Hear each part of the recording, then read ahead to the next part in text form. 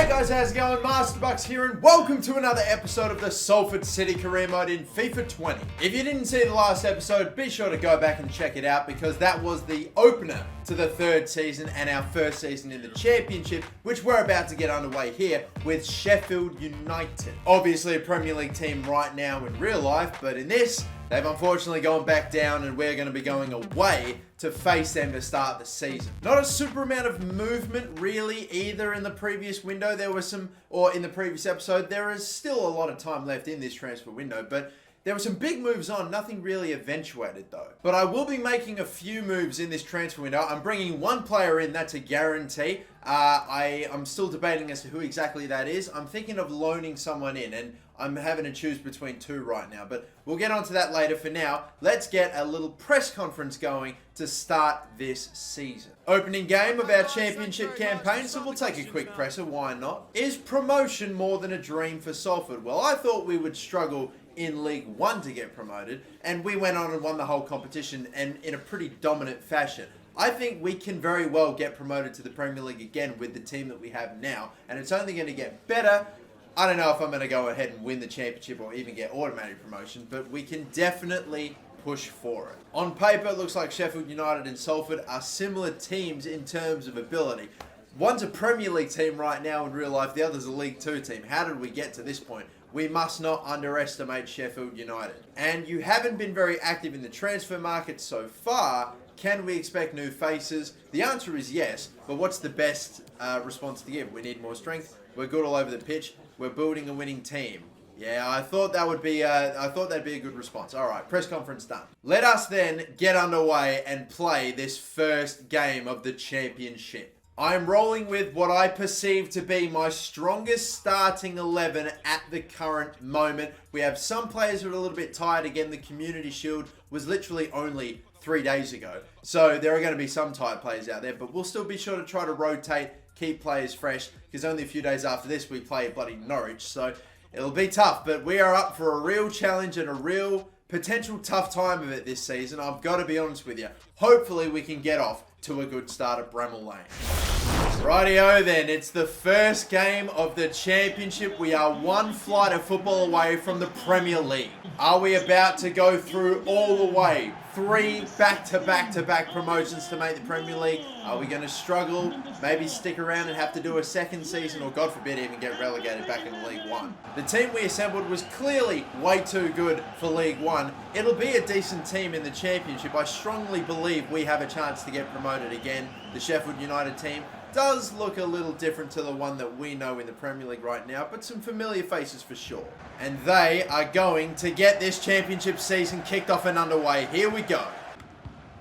Yeah, figure that out just about. Now I need some running here from Shackleton. On my right-hand side, I can see options. Moving. Jesus, the cross in for him is not bad, but it does get picked off by Brian. And Jesus pretty much ran past it anyway. Great headed down by Moat. Thomas. Curtis! Oh my god, the shot didn't look like it had that much power on it, but it was on target and forced to save. How do we get the opener here? Jesus on the delivery! It's a good attempt, but just wide. Can you please switch to the right player? What in the world? Oh my goodness. Finally, Hernandez is on it. He passes it out to Curtis, and Curtis can go, and oh my god, I saw... oh my god, I think it's going to get to him. Maguire, that's too heavy a touch though. I didn't even think he'd get on the end of that. The pace is nuts. That is an actually great delivery. McBurney's header. Oh, I knew that ball was going to get over the top of my defender the second it went in. He's not getting much. We're just giving him this space to run into, aren't we? I'm having to bring Joe Worrell out all this way, and he's not able to stick with him. Barely. I'm in front. Cross comes in, and what a save, Muric. Sheffield United have had several chances now to go and get the first of this game. Oh, Curtis, brilliantly won. And now Maguire. Play it in for Curtis. And then off. Oh, we're gonna... Are you fucking kidding me? They always run past the fucking ball. What? Constantly in this game. Whether it be from a cross or even a fucking simple through ball. Why do they constantly run past the ball instead of at the fucking ball? All the time. Like, honestly, I'm shocked by that. How is it not 1-0? And I'm not going to get the ball back. All right, this is going to be halftime then. I'm fucking salty as shit. This game, that is a massive problem in this fucking game, and it never seems to be addressed. You whip a cross in, and you have someone making a lead, a run at the ball. They will not ever slow down or stop. They consistently just run past the fucking ball all the goddamn time. The amount of goals I could have scored if that shit was fixed. I'm very salty about that. And I think I have a right to be. Like, fuck that. Fuck that and fuck you, EA. That really is not good enough. Fix it. Oh, what's the point? Good tackle. Doesn't matter. Shackleton, delivery. What in the world? He has spun around within 2 of a second to get that volley off. We stuck in a tackle. They get the fucking ball back. Well, hey, that's FIFA. You know what's going to happen. He's got his back turned here. Then he just spins around like he's Neo from the Matrix and finds the gap between Muric and the near post. How? What? He's got his back turned to it and he hits it that flush. Really? Why do my idiot players run past the fucking ball when they've got to tap in, and every time I whip in a cross? Why do the AI players on the opposing team literally face the ball or face it away from the ball, and then 0.1 of a second later they've turned around and hit a volley like perfectly? Like, I don't understand, man. What is this shit?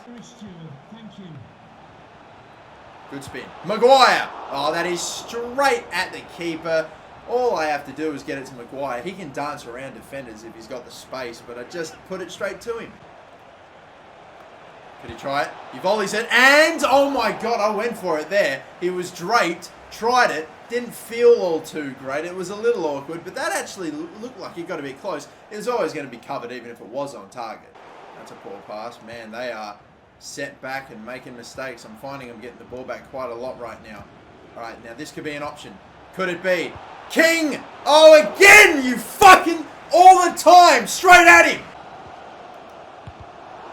Good block. Get there first. Oh, thank you, Moat. Come on. I really have no excuses now. I know that I've been playing a bit shit and I've had some shit go against me, but right now I really deserve to get something from this game, or I should get something from this game. King slipped in. The cross on, he's well covered. But into the middle here. Moat, curler, yes! Moat right at the death. I should probably try to go back and get the ball, shouldn't I? Alex Moat gets the goal that gives us maybe something in this game, and who knows, there could be time for more. Get in Alex Moat in the 90th minute, our first goal in the championship, scored by you-know-who. Now, please, I would love to get a winner, but let's make sure we don't give up a losing goal right at the end here. They're going to throw this in, and then the ref's going to pretty much blow it. Yep, Jesus picks that one off. And that'll be game over. Well, I should have gone on and gotten a win from this game. I had too many chances with Charlie King toward the end there. Got a bit screwed over with, we had an open goal, but my fucking idiot, attacker just ran past the goddamn ball for whatever reason. And then their goal, I made a tackle, they got the bounce, whipped in a great cross, and that was that, and they took the lead. But at the end of it all, with my mistakes made and all the bullshit and everything, to walk away with a 1-1 draw, I didn't think I'd get anything right toward the end. So Moat saves this game for us and gets us at least a point on the road. So it's a point taken off the Blades, but we're going to need to be a little sharper than that this season. How satisfied am I with Jesus? Yeah, he deserves all the praise. I didn't think he was absolutely outstanding today, but still.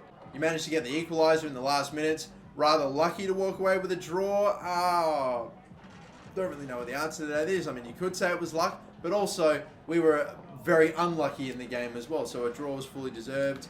Has nothing to do with luck though, I'll say that because I feel like that's a slightly better response. And a really tight contest today. What was your overall impression of the performance? We were not at our best, but we got bailed out. We should have won, I don't know, 2 very strong defenses. I can understand the team's frustration is probably the best way, probably the best answer and the most accurate.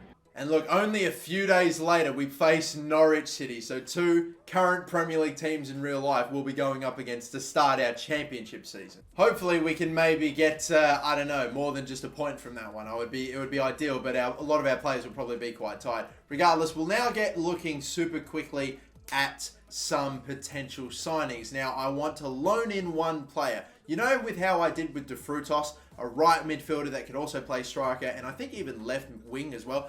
Like, a player like that can play in so many different positions is so useful for me. Like, really, I would love to have a player like that in my team, like a great utility player to use in a bunch of different positions, and I've got 2 here in the shortlist. One is Daniel Arzani. He is 73 overall, 22 years of age. Yes, he's an Aussie from Manchester City, so he's only down the road with us being from Salford. I might be able to loan him in. He's loan listed. His weekly wage is 77k. I'm hoping we might be able to get some sort of split going on there. If we don't, then the only other player I'd like to go for would probably be Cody Gakpo, a Dutch winger who can play right wing and left wing as well. So we could sub him on at either position, really. 3-star weak foot. I don't know, maybe, to be fair, so is Daniel Arzani, so it's probably not that big a deal. He's, I think, going to be actually slightly higher rated than Daniel Arzani. I don't have the exact stats just yet, but we will eventually find that out, and hopefully only a couple of days or so. But I might go for him as well, because his weekly wage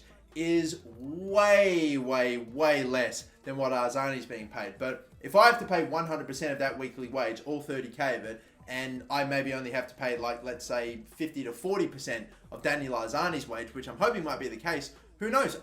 We'll see who I go for. Because Arzani can also play at centre attacking midfielder as well. He would be a very tidy player to have on my bench. But, yeah, we'll still keep advancing and scouting Gakpo super quick. But until we finish up scouting him, I'll play yet another game here against Norwich. We will play the first 2 games of the season to start. Then we've got a few more games. The Carabao Cup. We're going to be playing against Southend away. I'll probably sim it. Yeah, I'll be just completely straight up and honest with you. Swansea away. Who knows? Blackburn away. And then Millwall and Luton to start. And that's all in August. We've got 8 games to play in August. And if you think it's going to get any easier, it's not. Because we're only going to get more games. If we go on a cup run as well in the Carabao Cup, that's going to just mean more fixtures. We've got, thankfully, not the Checker Trade Trophy or whatever it's called now, the leasing.com trophy.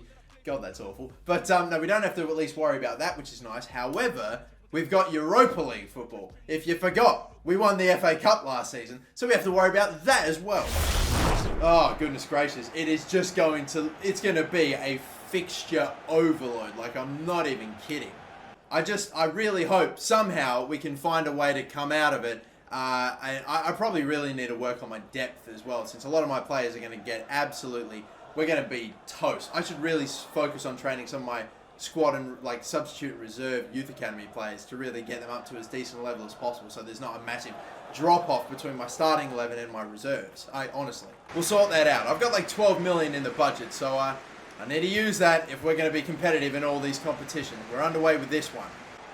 And they're playing a lot of these corners short, but I'm not going to fall for this one. Yeah, I knew it. I'm not going to fall for it, but oh, what a save by Muric. One of my defenders ran out all by his lonesome. I didn't instruct him to. Gave them the opening to head it, and then that bounce obviously is kind as fuck. What a stop. No wonder my chief executive thought I could sell this guy for 150 million, because he is class, even though it's obvious I would never get that much for him. Good stuff. Jesus. Am I going to be able to slip anyone in here? I'm going to hold it up here. Oh, lucky that it stuck at his feet there. Again, that's what I'm fucking talking about. Ran right past the goddamn ball.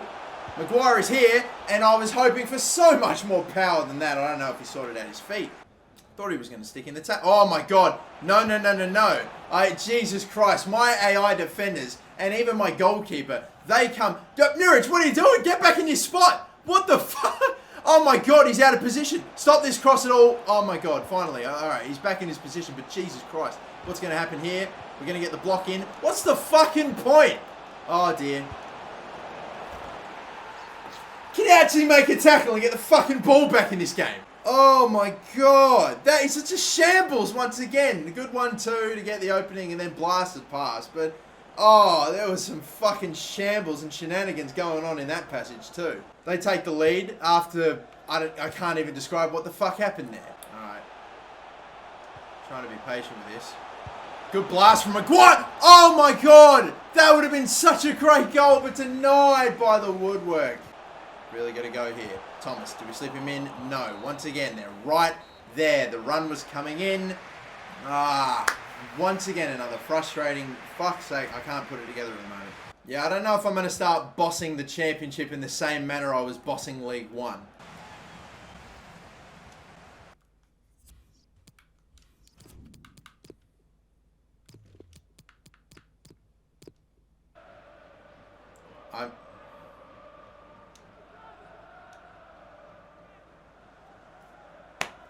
This game is unbelievably fucking broken. I cannot believe that. I've just wasted a substitution. Oh my god, I'll explain it in a sec. So I wanted to take off Jesus and bring on Olsen. The recommended sub said, bring on King. And then I realized, no, whoops, I didn't want to bring on King. So I went into the team management to swap King out for Olsen. Before, the stoppage in play. King came on for fucking, oh my god. King came on for fucking Jesus. And then, literally in the same stoppage, he came off the pitch, King, on for Olsen. So that's 2 substitutes I've just wasted. Fucking hell, is this game a mess. What a back heel. Sliding, missed. Hernandez collects him. That was an awkward looking challenge. He went in horizontally. It was weird. But what's going to be the card? Oh, that doesn't look good. I think he's the last man. Fucking hell, is this game? Can it go any worse? This is a really awkward challenge. Look, he's gone in horizontally to go and get him there. And I think he's only gone off because of him being the last man back. Jesus.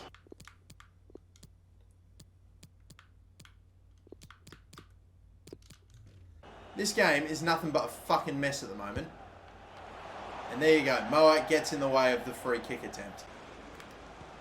Why is Thomas still in the game? I made the substitution. I literally took him off. Muric makes a save. All right, is he going to come off now or what?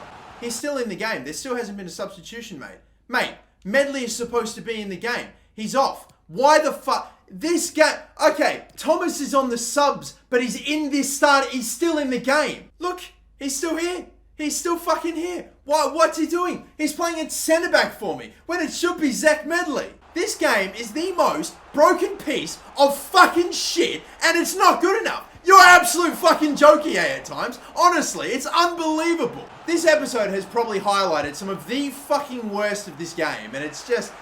you know what, so be it. I'd much rather, get points on the board and win, but I'm getting fucked constantly. And I fucking tell you what, if I get fucked over one more goddamn time in this game, then EA, you're going to have a new Kurt on your hands. I don't give a fuck. I'm literally about ready.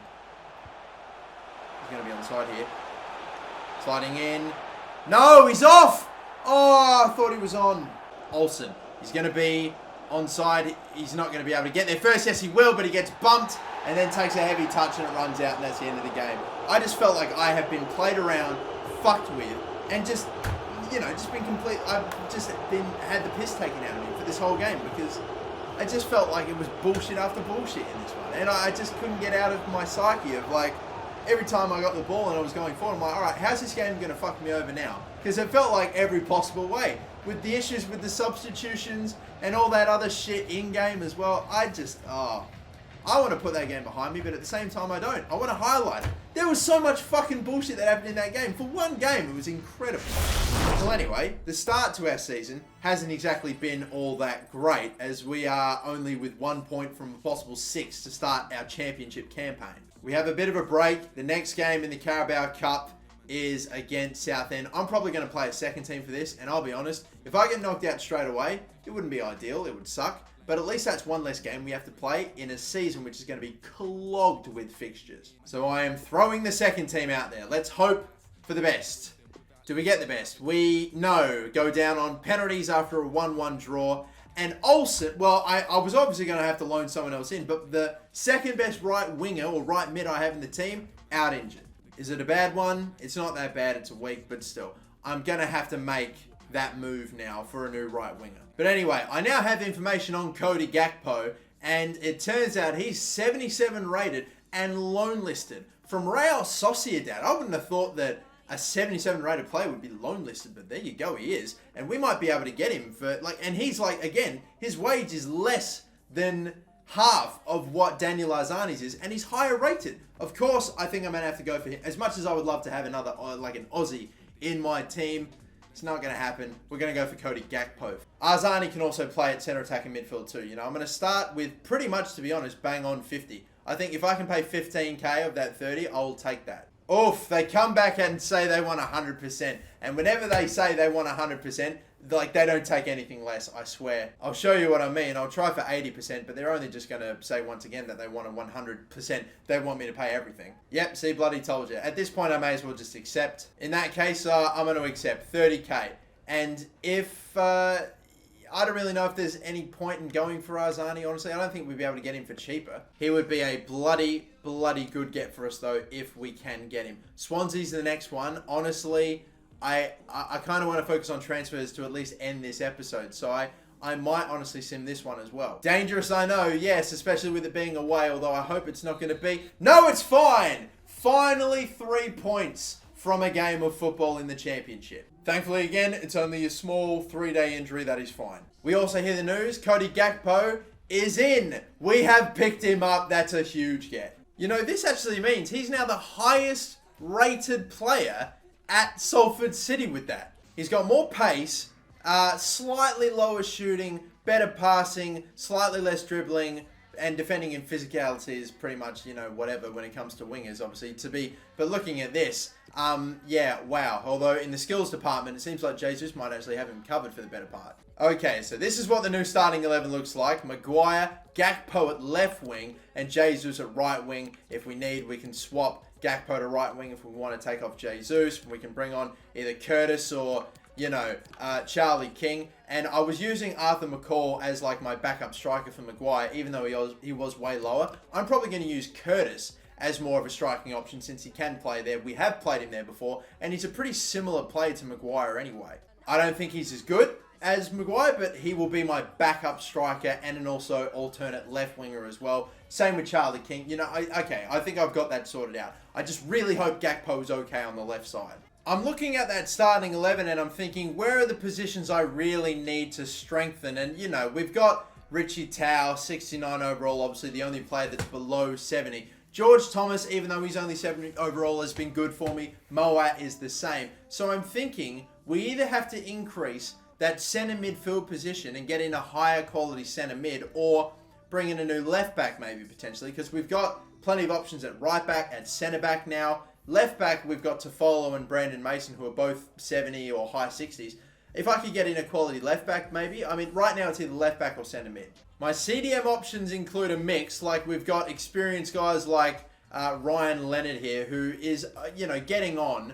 I would be able to get him for pretty cheap. As a matter of fact, I could even probably trade him for someone. He's considerably cheaper being in a lower league and, you know, instead of like a younger, higher potential player of the same overall. But he could be a nice backup for me. If I am being straight with you, I actually wouldn't mind maybe trying to trade one of the players I've transfer listed. I've got Threll Keld, who I might maybe be able to make something happen with. If not him, maybe Carl Piergianni, who's a mid-20s centre-back that I'm looking to move on as well. They don't go for it, but they could go for a centre-back. Okay, then in that case, will you go for Carl Piergianni, who is unfortunately a lot lower in terms of value? Yes, they do, but they only want 4 mil on top.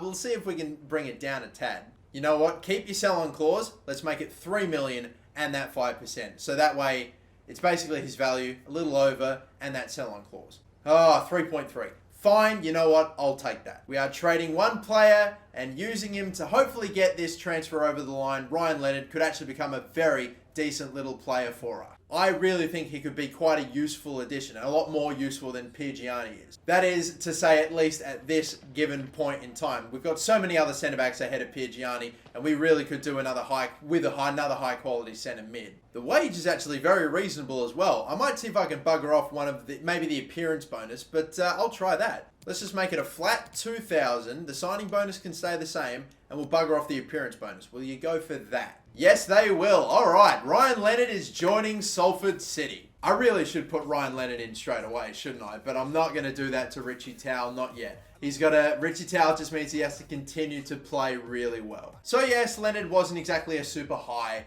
mid-70s, high 70 rated midfielder, but like they're so hard to get for us now. With prices of younger players being so expensive, you've got to, it's going to be so hard to get now. Even with a budget of what we had, 12 million, 9 mil is not going to be able to even cover half of what you're going to have to want to pay for a young 70-ish overall player. It's going to be near impossible. I mean, I'll try to keep looking for bargains or for decent players and anything, but if you want to get an older player that's around the same overall as a younger player, he's going to be so much cheaper, right? Honestly, but regardless, that's how it is. We'll advance ahead now. This one, we get now 2 wins in a row, back-to-back. Away games out of nowhere are the games we seem to be getting the points in. So we're up to 6th now with that. 7 points, 2 wins, 1 draw and a loss. And I am that 1 draw and 1 loss. I need to start pulling my goddamn weight. Although, to be fair, the sim games haven't been completely kind to me. We did get knocked out first round in the Carabao Cup, and that's not ideal. We have a game here against Millwall coming up. I'm probably going to leave it here and play that game in the next episode though.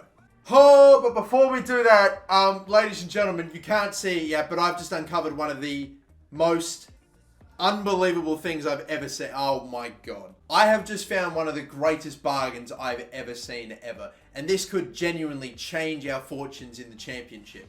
Here we go. Let's have a look at this. Dragomir? No. I found my star centre midfielder, I think, by the way. But let's see. He's 75 overall, 22 years of age. What would you have to pay for him? About 20 mil. We've only got about half of that. All right. We've got Yearwood here. What would you have to pay for him? 16, 18 mil. That's pretty much bang on.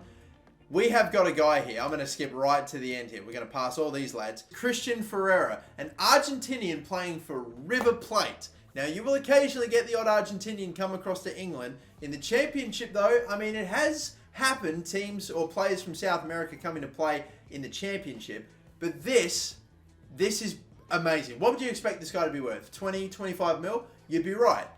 But what you aren't banking on is his release clause, which is only 8.7 million. This is, I'm not even kidding, only a quarter of his value. I've honestly never, for 2.5 seasons, not even that into this career mode, you occasionally see some pretty mad release clauses, but that is unbelievable. And River Plate, who the hell is running that club? How have you not sorted that out yet? If you remember the Portuguese goalkeeper that we were looking at before that I thought had a decent release clause, he was worth about 20 mil and had about an 8 mil release clause. Well, he actually got snapped up. Now, I'm not going to waste any time. I have to get this guy. Yes, of course, I'm going to pay and skip negotiations with the club. I don't know how much money I'm going to have left over because this is pretty much all of my budget being used on this guy if he's willing to join. This is going to be like, oh my God, this could be huge. This really could be huge. We're about to sign like a $30 million guy on our books for almost just less than a third of what he's worth. And it's up to me to set the wage. Oh dear. I'm going to give him a 10% signing bonus just because I don't know if that's going to do anything. And I'm also going to give him pretty much the exact same wage. I'll even increase it to 12. God, I hope I don't jeopardize this with that wage and with that offer. I don't know. We'll find out. Oh, they've taken it. Oh my goodness. Maybe could have even got him for cheaper. What a signing. This is huge. And I'm sorry, Richie Tao, but it could very well be the game or the signing that maybe unfortunately takes you out the starting 11. Oh my goodness. It's a huge signing, and it's unfortunately probably going to be the signing that takes Richie Tao out of maybe not just the starting 11, but honestly even the bench. Ledson's way younger than him. Ryan Leonard is probably a year younger and just on paper better. I don't know, man. Look, I'm not going to completely disrespect my club captain and the almost last surviving player, along with Threlkeld and Piergian. No, it's only now Threlkeld and Richie Tao, the original Salford players. Ryan Leonard, don't worry, I'm definitely still going to get you involved at some point, but I got to put this man in. Oh, how could I forget? Manny Diaz-Ray is, of course, one of the original Salford players too, but this is now my midfield three. Ferreira, Moat, and George Thomas. What a signing this man is for the championship. Can play centre attack in midfield too, so I might even potentially look to throw him up top every now and again and swap out Thomas if he needs a rest for him. That is, oh boy. God damn, look at the free kick accuracy on him. Nearly 80 free kick accuracy, curve's decent, shot power is decent. He could honestly challenge Moat for being my new free. Look, he's got better free kick accuracy, not as good curve, and the shot power is not as good either. All right, so it's still a debate, but his free kick accuracy is, honestly, we got two set piece takers right here. I genuinely think that Ferreira might prove to be one of the biggest signings of this career mode. As big as Sean Maguire has been, as big as Muric has been, he could be a player that sticks around in this team for the entirety of it. Even when we're hopefully hitting the heights of the Premier League, which I'm expecting and hoping to do, he could be around and be a core part of this team. Oh, what a signing. What a bargain. I don't know if I'll be able to find anything even close to that for the rest of this career mode. But that will do it. Unbelievable way to end it. Thank you all for watching. Do not forget to like and subscribe. And until the next video, have a good one. Bye-bye.